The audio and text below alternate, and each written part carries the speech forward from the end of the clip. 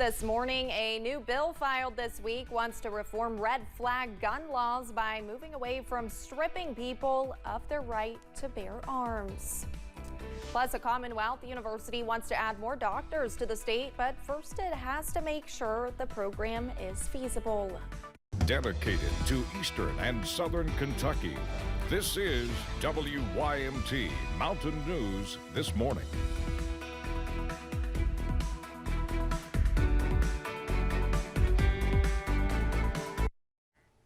Good morning, I'm Olivia Calfee. We're just past 6:30 on Friday, January 26th.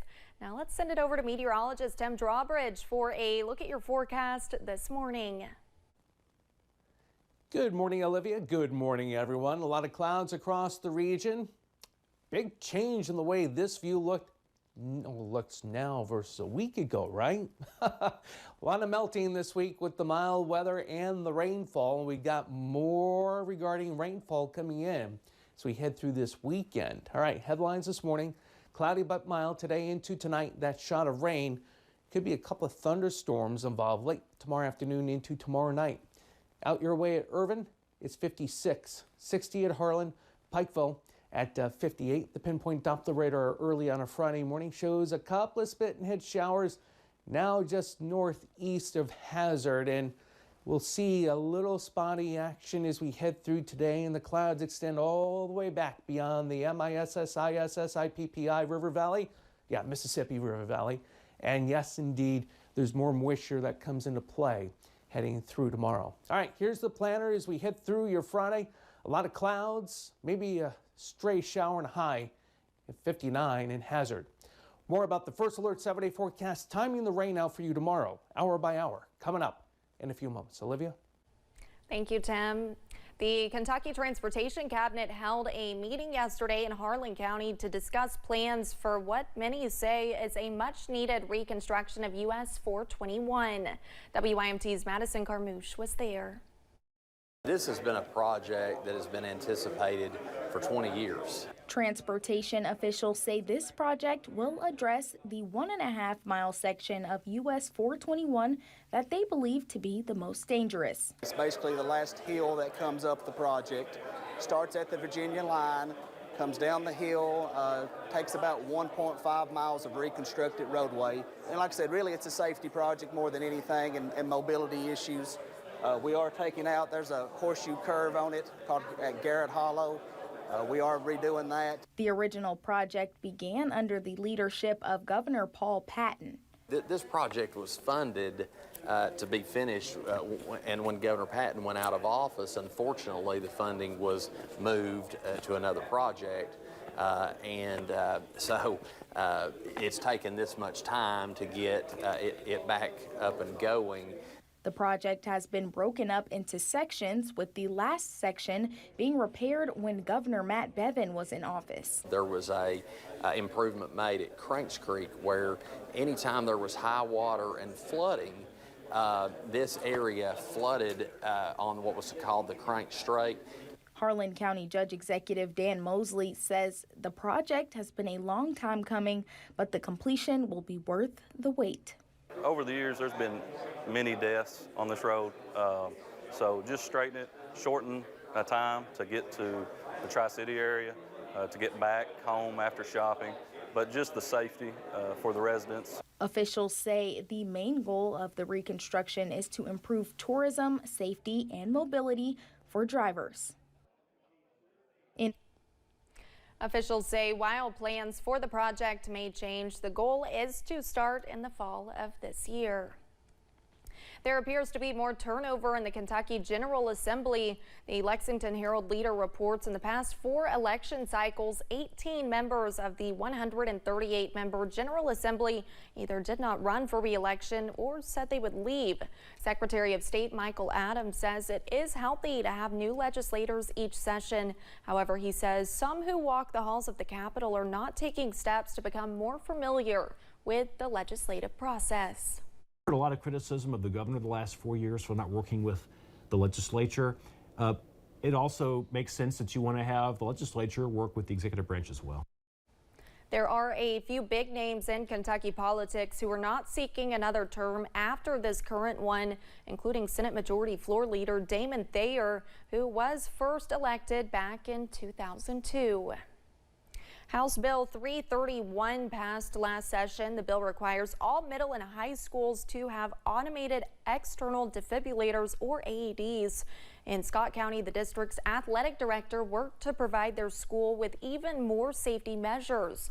But along the way, he found something that could be slowing down the process, a law that requires a physician to be in charge of their AED program. The physician never walks into your building. The physician never looks at your AED. And it was just to check off a state law. And that physician, like for our district, for example, was $2,000 to $3,000 a year in costs, which in turn could be invested into an actual AED unit rather than paying for a phantom physician. Wells says House Bill 22 will free up the availability of AEDs. It passed unanimously out of its committee earlier this week and now heads to the full House. A new bill filed in Frankfort yesterday could result in firearms taken away from people having crisis situations. It's called the CAR Act. It sets up a process to temporarily take away guns from people having a mental health crisis. It's not known which committee will hear the bill, but it is supported by some Democrats and Republicans. The White House announced new steps it is taking to stress the importance of safe storage of firearms. First, it has the Department of Justice releasing guidelines for gun owners on the best way to properly store their guns. Second, it directs the Department of Education to send a letter to school principals so they can stress the importance of safe storage and talk to families and community leaders about the issue. In West Virginia, 2 men have been arrested in separate drug investigations. The Wayne County Sheriff says Richard Gilkerson was arrested on warrants following an investigation by the Drug Enforcement Unit. Deputies say he was found with meth. Gilkerson was arrested during a traffic stop by West Virginia State Police. The Drug Enforcement Unit stopped a car in Cerrado and found what they say was a distribution quantity of meth. Shane Groh of Huntington was arrested and charged with possession of intent to deliver. Both were taken to the Western Regional Jail. Last month, we told you about the city of Pikeville's plans to change the way parking is policed on its downtown streets. The program includes camera sensors to automate ticketing for vehicles that overstay time limits for parking. We now know when the date for that will take effect. Officials with the city say the change is set to kick in on Monday.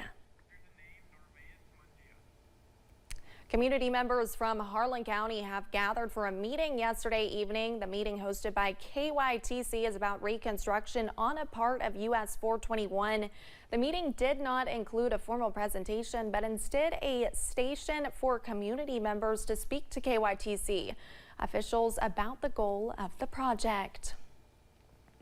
Eastern Kentucky University is launching a feasibility study to determine if the university should start a new program that would add more doctors in Kentucky.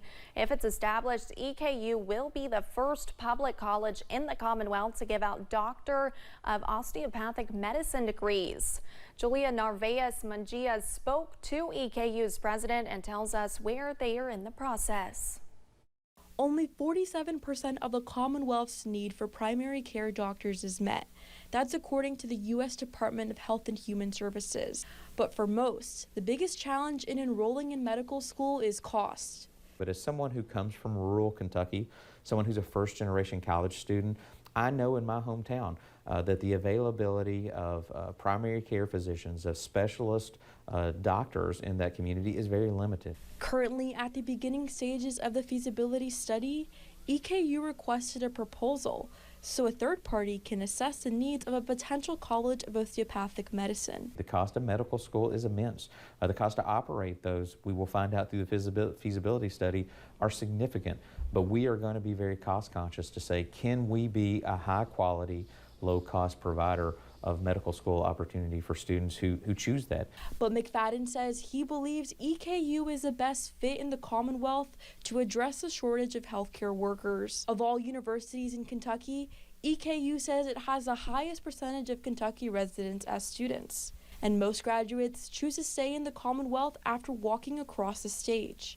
We know there's need in the state. We know that we can talk to the hospital operators, we can talk to the local community leaders and know that they need more doctors, more healthcare workers. In Richmond, Julia Narvaez Munguia, WKYT. EKU says much of the work of the feasibility study will be done this summer, but there's no timeline for when it will be completed. The Johnson County community has a new medical option thanks to a partnership in Paintsville.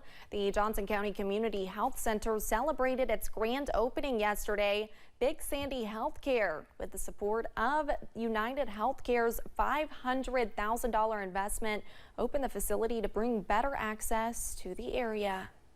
This is particularly important to me because my family, my community members, my friends all live mostly in Johnson County, from McGoffin County. So this place is a really special, monumental moment to me. Professionals say the area is one of the most in need of a space like the center. It officially opens on Monday. We are exactly 100 days out from Kentucky Derby 150. The Derby Museum and Louisville Tourism Department are marking the milestone with special artwork. It is the cover of this year's Louisville Visitor Guide. Kentucky artist Jalen Stewart created the image depicting Oliver Lewis, the jockey who won the first Kentucky Derby aboard Aristides back in 1875.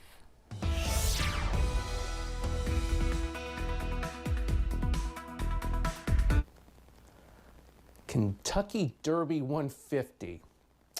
Do I dare date myself and I say I've got my Kentucky Derby glasses in a box somewhere? Probably shouldn't say that, but 123 and 124. I'm gonna have to go dig them out, right? 57 last check in Jackson, 60 at Harlan as we get you out the door on a Friday morning. A lot of clouds and the radar still showing a couple of spotty showers as you make your way just to the northeast of WYMT and Hazard. The clouds stretch all the way back into the Mississippi River Valley, but at least the good news here, we got an opportunity after some of the rainfall in the last 24 to 36 hours, kind of dry things up a touch, at least give the ground a break with the melting snow and the rain, right? Well, as we head through today, mostly cloudy, the risk still of a stray shower and a forecast high up close to 60 in Hazard. We've got another opportunity for rainfall before we see the temperature drop. The big question is, how far does it drop? We'll let you know. The First Alert 7-day forecast is coming up in a few moments. Back to the news desk with Olivia. Thanks, Tim, and thank you for joining us. The time is now 6:45. Still to come on Mountain News this morning, we have the latest on a historic manslaughter trial for a 2021 Michigan school shooting.